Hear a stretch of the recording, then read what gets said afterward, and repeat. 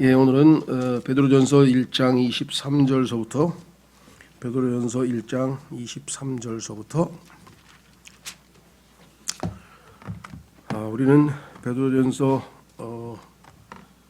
전체의 주제는 물론 고통이라고 그랬죠. 예, 고통, 고난.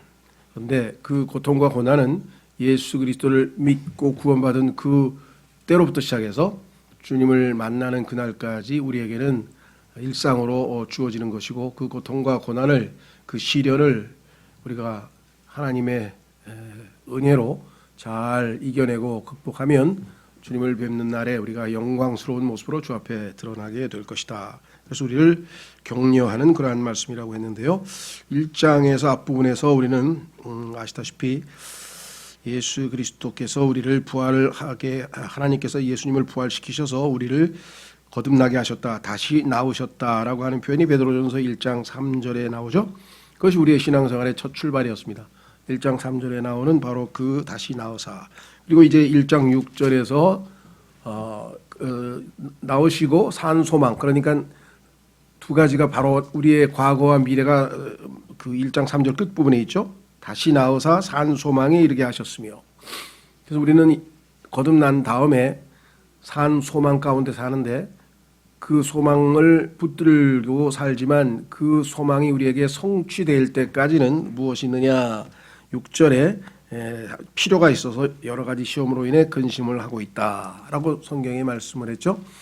자, 그래서 우리는 이제 그 기간 동안에 어떠한 자세로 살아야 되는가라고 하는 이야기가 13절서부터 우리가 지금까지 오늘 살펴본 부분에 있습니다. 그래서 이 13절서부터 죄송합니다.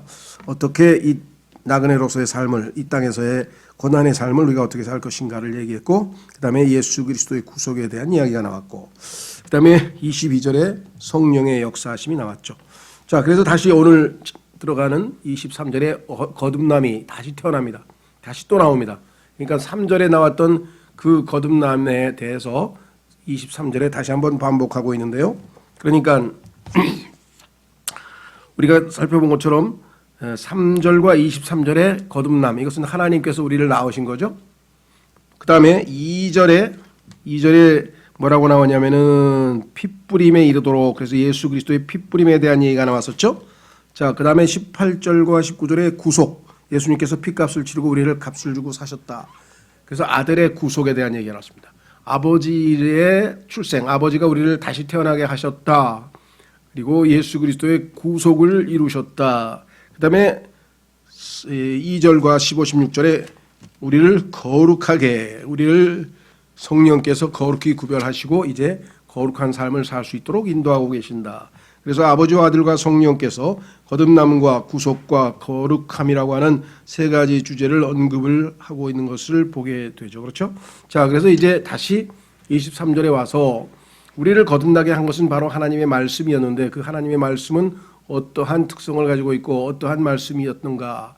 그래서 그 하나님의 말씀과 생명에 대한 이야기를 하면서 이제 4절서부터는 그 생명을 가지고 우리를 산돌로, 살아있는 돌로 만드셨기 때문에 이제 그 생명의 돌이신, 산돌이신 예수 그리스도 위에 우리가 이제 집으로, 영적인 하나님의 전으로 건축되어져 가야 할 것들을 이제 쭉 이어서 말씀을 이어가고 있습니다. 그렇죠?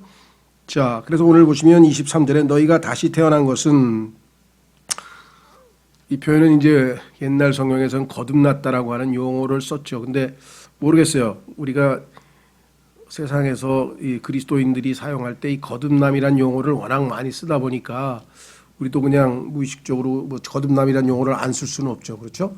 근데 우리 성경에서는 이걸 아마 이 조금 구분하기 위해서 아마 다시 태어난다, 뭐 정확하게 맞습니다. born again이니까. 예. 그런데 거듭남이라는 용어를 너무나 우리가 자주 쓰다 보니까 그렇게 이해하시면 되겠고요. 똑같은 표현이라는 건 너희가 다시 태어난 것은, 우리가 다시 태어난 것은 썩을 씨에서 나는 것이 아니오. 자, 우리 아담의 후손으로서 이 모든 인간은 다 남자의 씨에서 태어났는데 그 씨는 다 썩을 씨죠. 부패한 씨고, 그래서 결국은 다 죽죠.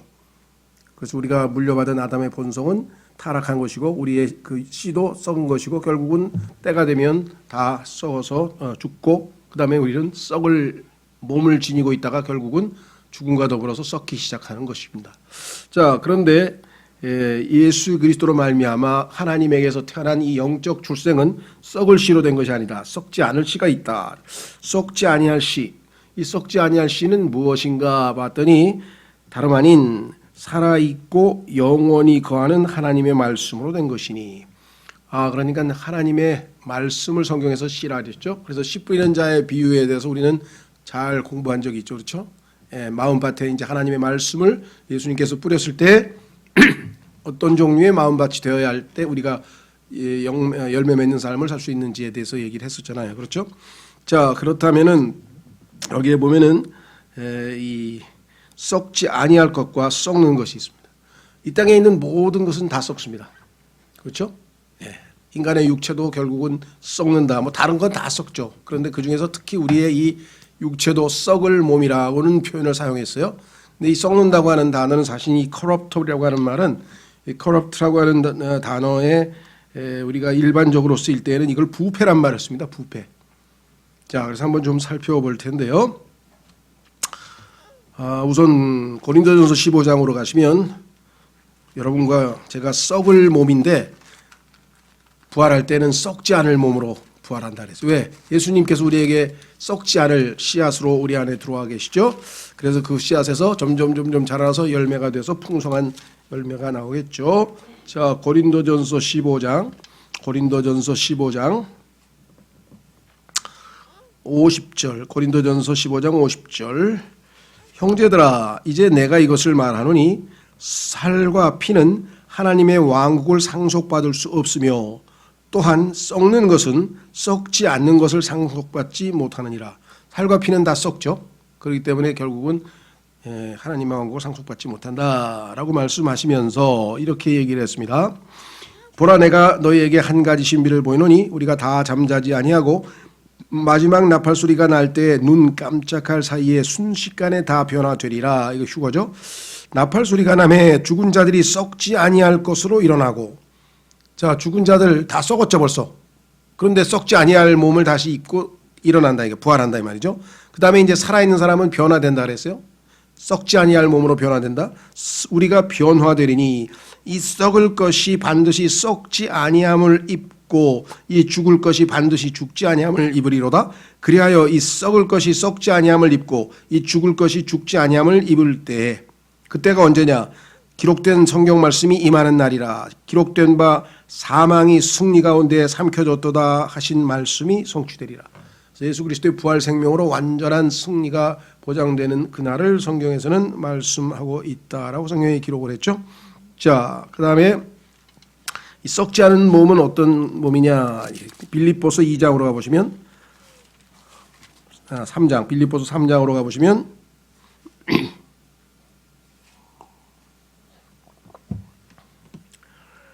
빌립보서 3장 21절, 빌립보서 3장 20절부터 보시면 우리의 생활 방식은 하늘에 있으며 거기로부터 또한 우리가 구원자 주 예수 그리스도를 기다리노니 그분께서는 모든 것을 자기에게 복종시킬 때 사용하는 능력을 발휘하사 우리의 천한 몸을 변화시켜 자신의 영광스러운 몸과 같게 만드시리라. 그러니까 아까 썩을 몸은 천한 몸이라고 했고 그다음에 썩지 않을 몸은 영광스러운 몸이라고 말씀을 하고 있다라는 것을 알 수가 있죠. 그렇죠? 자, 또 한 구절만 더 찾아보겠습니다. 뭐 성경에서 썩는다 안 썩는다는 얘기가 여러 곳에서 나오는데요. 처음에 이 부패를 시킨 원조, 부패의 원조는 성경에 보니까 마귀였는데요. 에스겔서에 보면은 하나님께서 주신 그 지혜를, 모든 지혜를 다 더해서 합한 것만큼 지혜로운 자가 마귀였는데 그가 타락해서 하나님의 지혜를 부패시켰다고 나오죠. 그래서 이 세상에서는 물질적으로 부패되든 영적으로 부패되든 정신적으로 부패되든 모든 부패는 생명의 현상이 이끌어지는 거잖아요. 그래서 그 부패의 원조는 마귀라는 것을 우리가 알 수 있고요. 고린도전서 9장에 보면은 이 땅에서 사람들은 뭘 찾습니까? 돈, 권력, 명예. 돈, 권력, 명예. 이게 가장 이 세상 사람들이 찾는 어떤 가치 있는 것이고 귀중한 것이고 그 이외에 뭐 더 많겠죠. 하여간 다 합쳐도 그것이 결국에는 마지막에는 어떻게 되느냐? 썩는다. 썩는다. 확인해 보겠습니다. 고린도전서 9장. 고린도전서 9장 24절. 고린도전서 9장 24절. 경주할 때에 달리는 자들이 다 달릴지라도 한 사람이 상을 받는 줄을 너희가 알지 못하느냐? 너희도 상을 받도록 이와 같이 달리라. 이기려고 애쓰는 자마다 모든 일에서 절제하나니 이제 그들은 썩을 관을 얻고자 그 일을 하되. 세상에 있는 사람들이 명예를 얻는 것은 그것이 뭐가 됐든 간에 다 결국은 썩을 관이다. 왕관은 이 세상 사람이 누리는 모든 좋은 왕관은 다 썩을 관이고요. 우리는 썩지 아니할 관을 얻고자 하느니라. 하나님께서 우리에게 예배하신 5가지 종류의 왕관은 썩지 않는 것이라고 성경에 말씀을 했습니다. 자, 그래서 하나님의 말씀, 썩지 아니한 말씀으로 우리가 다시 태어나서 우리는 이제 썩지 아니할 영적인 영광스러운 몸을 물려받게 된다. 다시 돌아옵니다. 베드로전서 1장. 베드로전서 1장.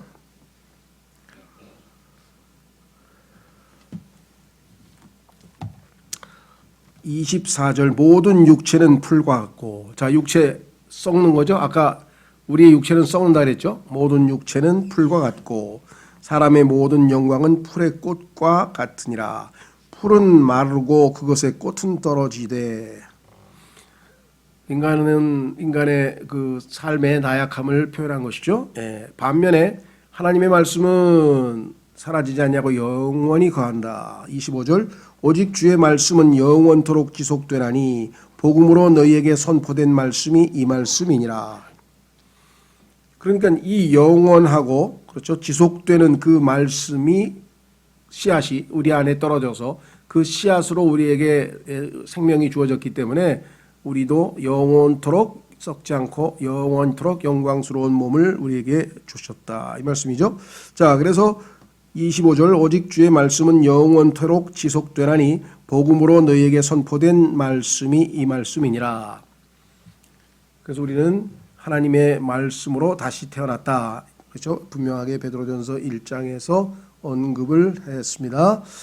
자, 이 유명한 모든 육체는 풀과 같고 사람의 모든 영광은 풀의 꽃과 같으니라. 풀은 마르고 그것의 꽃은 떨어지되. 이 말씀은 유명한 시편 90편의 모세의 기도라고 하는 곳에서 인용이 된 것이죠. 모세의 기도에서 인용이 되고 또 이사야서 40장에도 나오죠.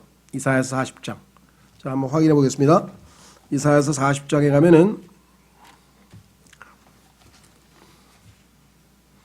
6절에서 8절에 보면은 이 말씀이 그대로 인용되어 있어요. 그래서 구약 성경을 인용해서 베드로가 말씀을 한 거죠.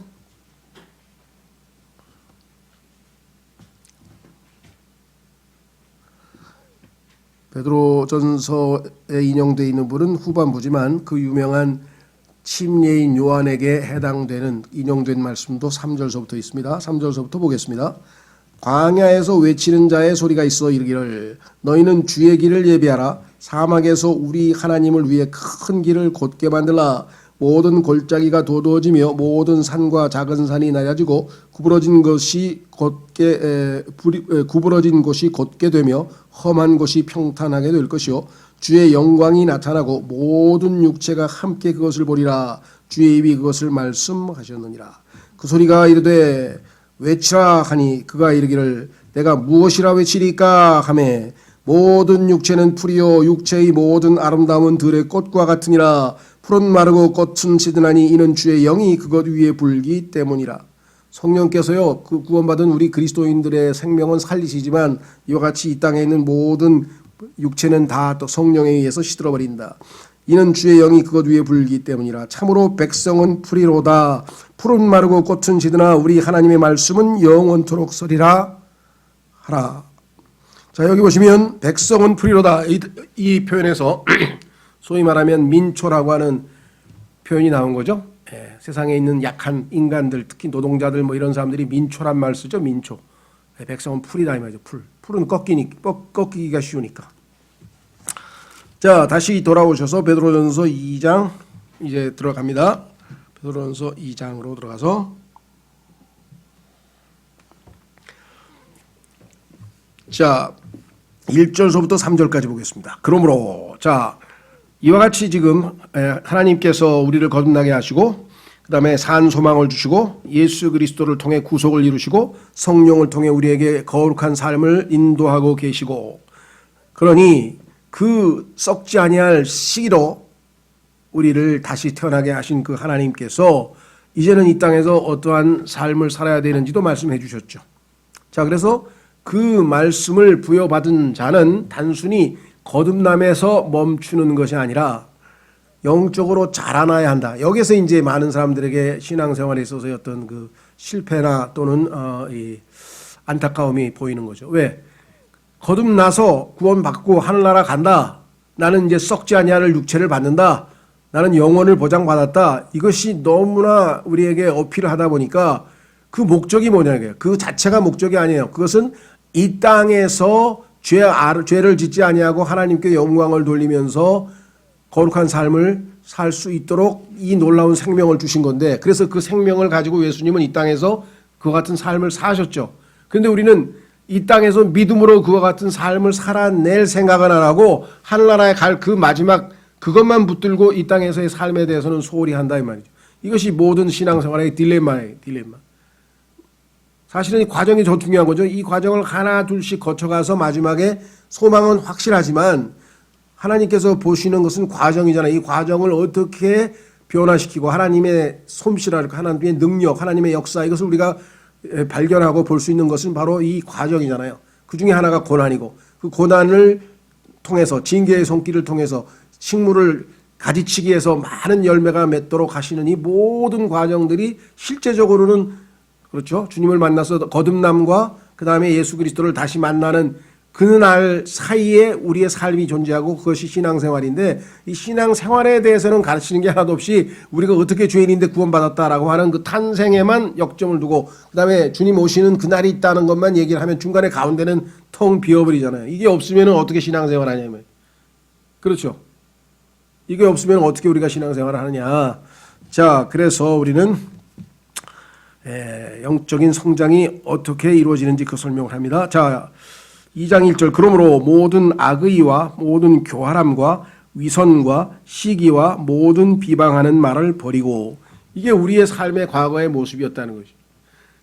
다시 태어나서 하나님의 영이 우리 안에 거하시면 이제 거룩한 삶을 살아야 되기 때문에 우리의 옛 과거의 모습 성경에 보니까 에베소서에도 나와 있고 골로새서에도 나와 있고 우리의 과거를 다양한 방식으로 설명하는데 베드로에서는 요 5가지 특징을 얘기를 했네요.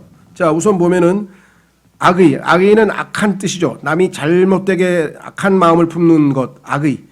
그렇죠? 이게 뿌리예요, 뿌리. 악의는 악한 의지. 두 번째는 교활함은 속임수인데요. 소위 말하면 이 아주 정직하지 못한 그런 속임수. 그 다음에 세 번째는 위선은 뭐뭐 하는 척 하는 것. 그 다음에 시기는 다른 사람이 잘못되기를 바라는 그러한 어떤 마음. 시기심이라고 하죠. 시기심. 이 모든 것들이 마지막 바깥으로 표출되는 것이 뭐냐. 이러한 것들이 마음속에 가득하면 바깥으로는 뭐가 나오냐. 비방하는 말이 나오는데 비방하는 말. 이건 이제 조금 의역이 되어 있는데 evil speakings라는데 evil speaking은 악한 말들이라는 게 입에서 선하고 좋은 말들이 나와야 되는데 그렇죠. 예, 은혜로운 말이라 그랬잖아요. 너희 입에서 은혜로운 말이 나오게 하라고 골로새서도 말씀하고 예수님도 항상 은혜로운 말씀을 하고 그랬는데 그게 아니고 evil speakings, 악한 말들이 입에서 나오게 된다는 거죠. 자, 그러니까 뿌리는 악의고 악한 뜻, 악한 의지고 마지막 최후의 표현은 이 5가지 중에서 맨 마지막에는 악한 말들이 우리의 입에서 나가게 되는 것.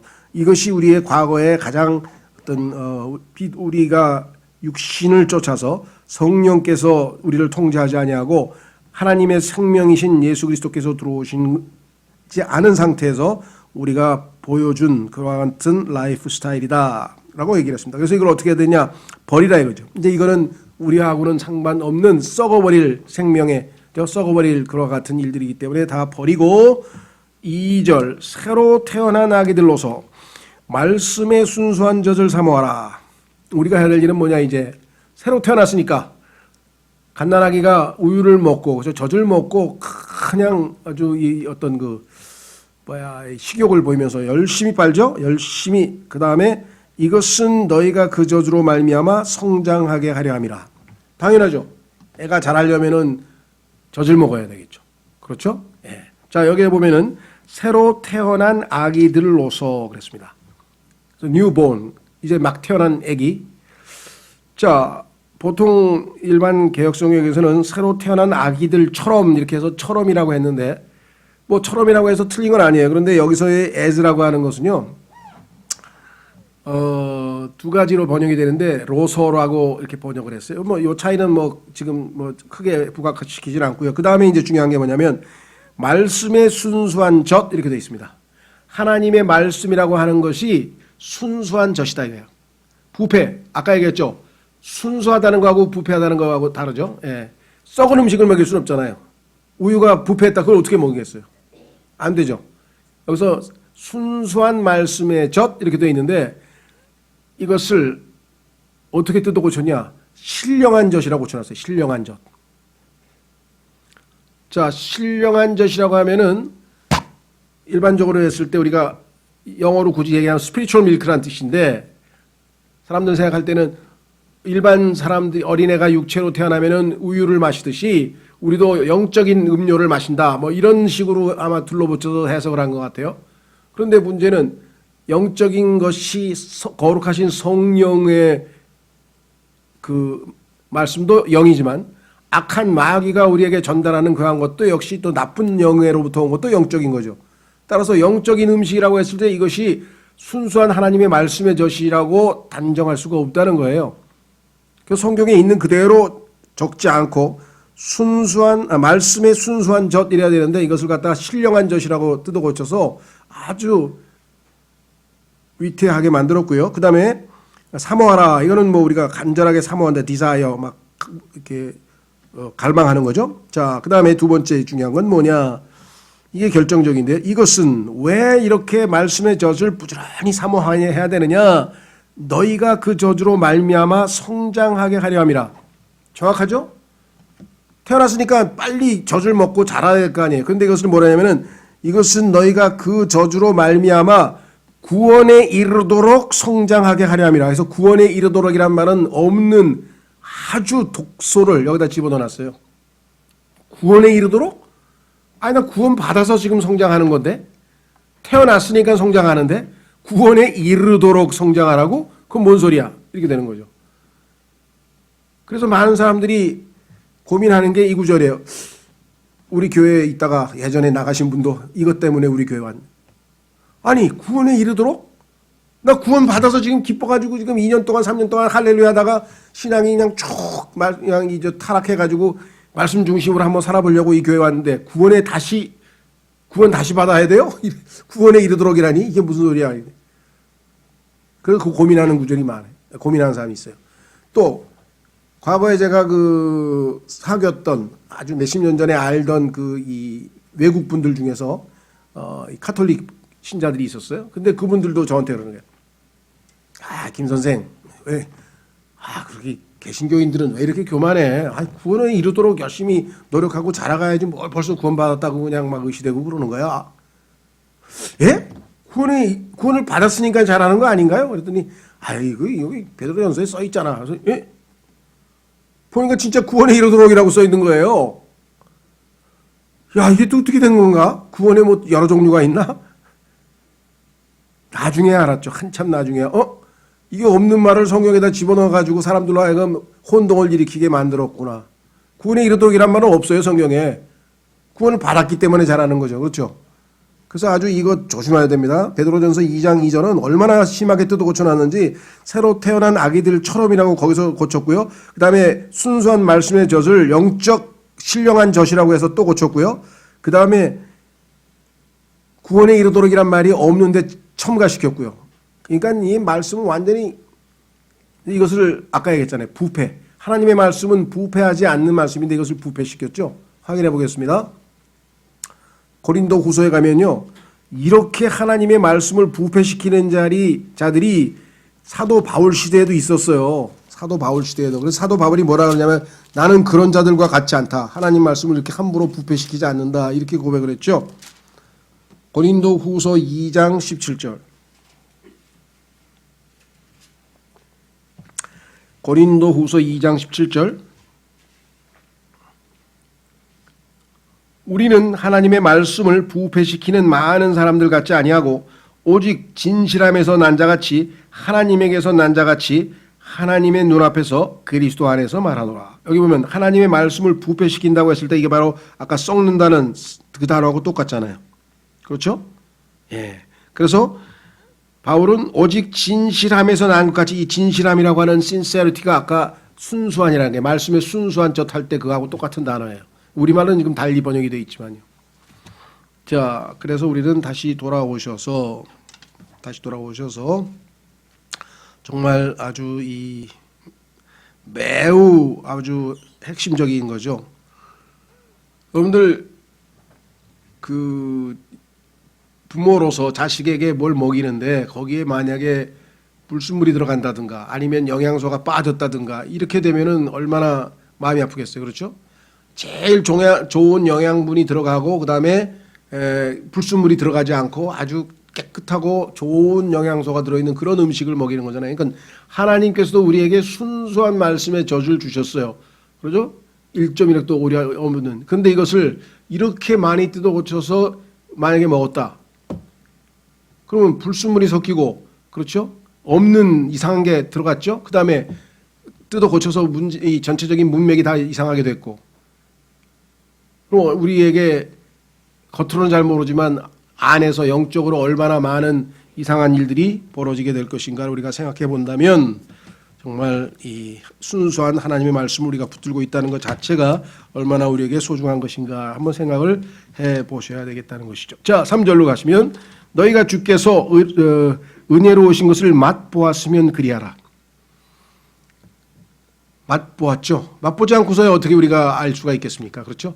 하나님의 말씀은 이렇게 정말 순수한 말씀에 젖어서 우리에게 풍성한 영양가 있는 그런 영적인 양식이라고 하는 것을 우리가 알고 그러니까 갈망하는 마음이 있고 그 다음에 사모하는 것이죠. 자, 그래서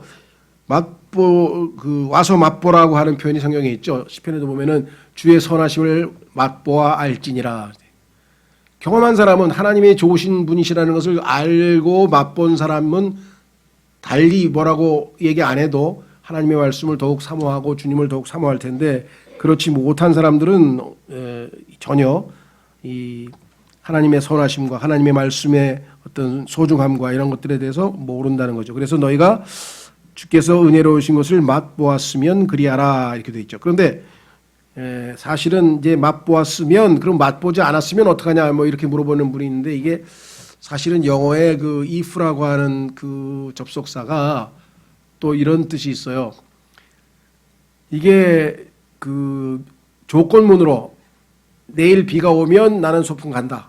소풍 안 간다. 뭐 이렇게 해서 조건문이 되는 경우도 있지만 조건면문인데 현재 시제로 쓰게 되면은 사실을 얘기하는 거예요. 그래서 여기도 사실은 어떻게 번역하는 분이 있냐면은 너희가 주께서 은혜로우신 것을 맛보았으니 그렇죠?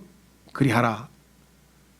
그래서 이게 이미 조건문 속에 그것을 사실로 받아들여 사실이 객관적인 사실이라고 하는 사실을 이 안에 품고 있는 거겠죠. 자, 이제 4절서부터 이제 본격적으로 영적인 성장인데 이 영적 성장이 어떤 방식으로 이루어지냐? 개인적으로만 이루어지는 게 아니라 집을 짓는 형태로 이루어져요. 단체적으로. 자, 예수님께서 뭐라고 말씀하셨습니까? 베드로에게 내가 이 반석 위에 내 교회를 짓겠다 그랬죠. 그다음에 너희는 하나님의 농장이요 하나님의 빌딩이라 그랬죠. 그렇죠? 그래서 바울이 내가 주 건축자로서 빌딩을 짓겠다고 또 얘기를 했죠. 그렇죠? 그렇다면은 이 모든 것들은 궁극적으로 마지막에 새 예루살렘이라고 하는 하나님의 거처로서 완성이 될 터인데 그렇죠? 그래서 우리 신앙생활은 어떤 독자적으로 나 홀로 이루어지는 것이 결코 아니고 반드시 목적은 빌딩이지 돌 하나하나가 반짝반짝 빛나고 좋은 재료로 만들어지는 것은 아니에요. 그렇죠? 예. 자, 그래서 4절에 참으로 사람들에게는 거부당하였으나, 이 거부당한 사실은 우리가 사복음서에서 자세히 읽어보면 어떻게 거부당하셨는지 나와 있죠. 하나님께는 선정받은 돌. 자, 하나님께서 자신의 거처를 이 땅에 짓고자 할 때에 그 기초돌로, 모퉁이 돌로 예수 그리스도를 선정했다라고 여기 분명하게 나와 있습니다. 그렇죠? 요게 소위 말하면 택함 받았다는 뜻인데요. 이 초우순이라고 그랬는데 이스라엘 백성들이 자신들을 선민이라고 할 때도 사용하는 단어죠. 예, 택함 받았다. 이 택함 받음에 대한 또 교리가 여러 가지 오해가 생기는데, 우선은 예수 그리스도에 관해서는 우리가 문제 삼을 게 없으니까, 자, 그래서 하나님의 택함 받으신 분 예수 그리스도 한번 확인해 보겠습니다. 이사야서, 그리스도인들 중에는요 자신이 택함 받았다라고 하는 사실을 알고 있는 분들이 있는데, 하나님께서 개개인 하나하나를 다 택함 받은 것으로 착각하시는 분이 있어요. 근데 그게 아니고, 성경에는 하나님이 택하신 분은 예수 그리스도야. 그런데 구원을 받으면 우리가 자동으로 예수 그리스도 안으로 들어가게 되죠. 우리도 택함 받은 자가 되는 거지, 하나님이 하나하나 일일이 개개인을 택한다고 오해하시는 분들이 있어요. 자, 이사야서 42장 1절. 이사야서 42장 1절. 내가 또 바쳐주는 나의 종, 내 혼이 기뻐하는 자, 곧 나의 선택한 자를 보라. 나의 선택한 자를 보라. 예수 그리스도시죠. 어떻게 알아요? 거기 써 있잖아요. 내가 내 영을 그 위에 두었은즉 그가 이방인들에게 판단의 공의를 베풀리라. 2절. 그는 외치지 아니하고 자기 목소리를 높이지 아니하며 그것을 거리에 들리게 하지 아니하고 상한 갈대를 꺾지 아니하며 연기나는 심지를 끄지 아니하고 판단의 공의를 베풀어 진리에 이르게 하리라. 그는 쇠하지 아니하고 낙담하지 아니하며 마침내 땅에 판단의 공의를 세우리니 섬들이 그의 법을 바라리라. 이 땅에 와서 천년왕국을 세우실 왕으로서 예수님에 대한 얘기고, 여기 지금 나와 있는 인용문이 신약에 나오잖아요. 신약에서 예수님을 지칭할 때 인용한 말씀들이잖아요. 그렇죠?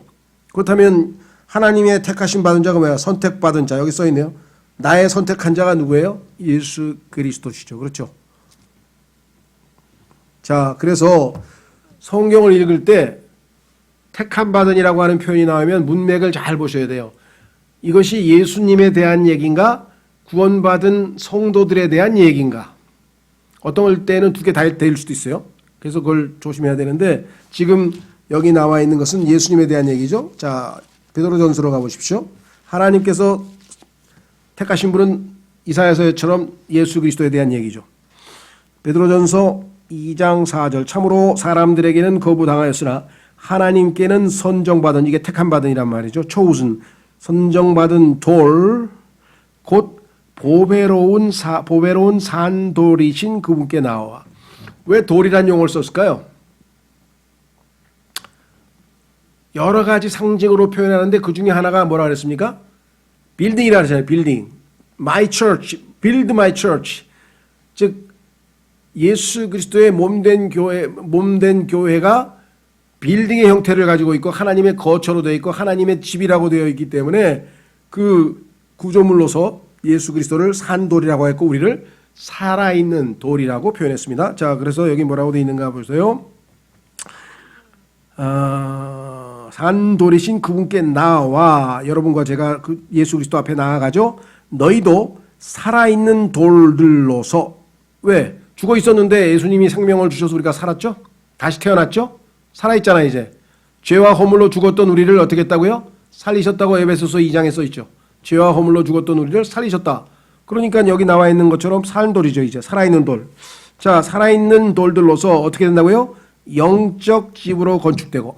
그러니까 예수님께서 말씀하셨을 때 I will build my church, 내가 내 교회를 세우겠노라 했을 때 그때 그 교회가 영적인 집이었구나. 그런데 사람들은 뭐라 그래요? 이 예배당을 교회라고 하죠. 왜? 영적인 집인 거에 대한 개념이 없으니까 교회는 살아있는 생명체들의 모임인데 그거를 자꾸 예배당을 교회라고 생각하는 분들이 있어요. 그래도 그냥 뭐 예배당이니까 뭐 교회 간다 그러면 예배당 간다는 뜻으로 알겠죠. 그 말도 맞아요. 그렇게 알고 쓰면 괜찮아. 너 어디 가니? 아, 교회 가요. 네가 교회인데? 아, 또 그런 사람이 있어. 아니, 맞지.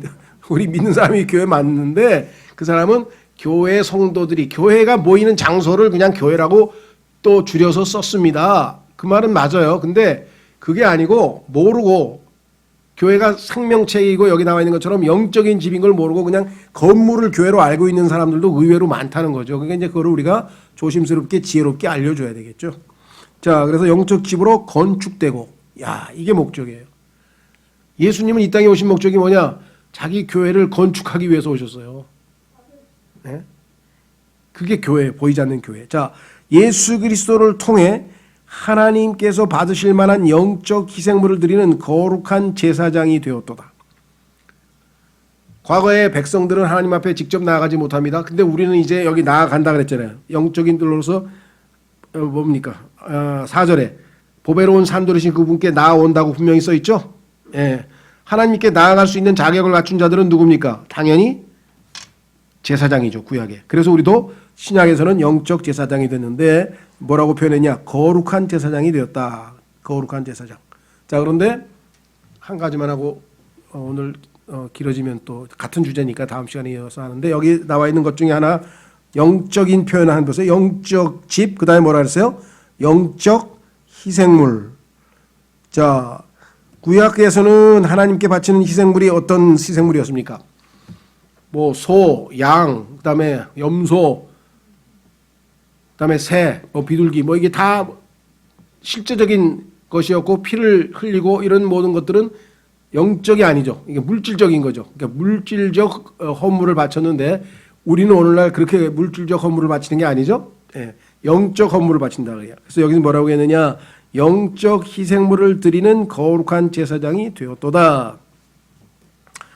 이 말씀 하나가 얼마나 우리 이 소위 말하면 현재를 매일매일을 사는 우리 그리스도인들에게 중요한가.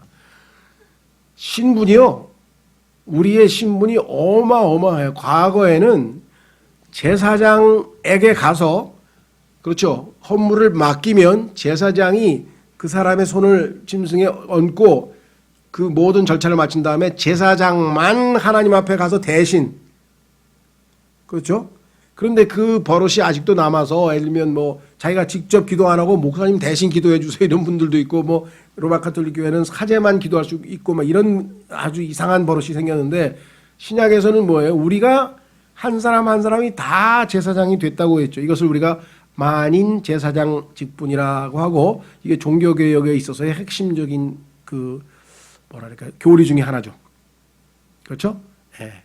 그래서 이제 각 사람이 하나님 앞에 직접 성경을 읽기도 하고 그래서 하나님 말씀을 듣기도 하고 깨닫기도 하고 또 직접 하나님 앞에 나가서 엎드려 기도도 하고 그렇죠? 그러면 목사님 대신 기도해 주는 건 성경에 없는 겁니까? 있어요. 성경에 보니까 몸이 아프고 그럴 때는 장로한테 가서 대신 기도를 하고 그러면은 그 의인의 의로운 의인의 관구는 역사하는 힘이 많다 이렇게 얘기를 했죠. 그러니까 그걸 하지 말라는 얘기가 아니라 자기는 그런 할 수 있는 그런 권한이 또는 기능이 없다고 생각하면 안 된다 이거죠. 모든 그리스도인들은 다 영적 희생물을 하나님 앞에 늘 드려서 하나님에게 나아갈 수 있는 그러한 영적 제사장이 되었다. 그것을 상징적으로 보여주는 사건이 다음이 아닌 예수 그리스도께서 십자가에서 죽으셨을 때 어떻게 됐습니까?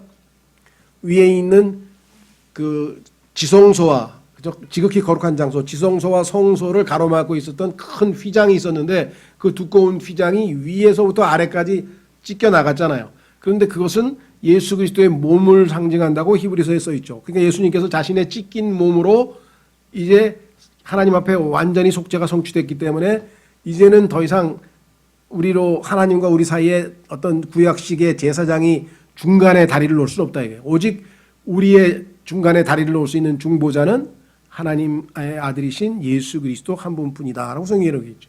그러니까 뭐 마리아를 통해서 갈 필요 없고요, 목사를 통해서 갈 필요 없고요, 아니면 주교님을 통해서 갈 필요 없고요. 하나님 앞에 직접 언제든지 무릎 꿇고 바로 하나님 아버지 하는 순간에 우리는 셋째 하늘에 있는 하나님의 그 임재 앞에서 얼마든지 기도할 수가 있다 이 말이죠.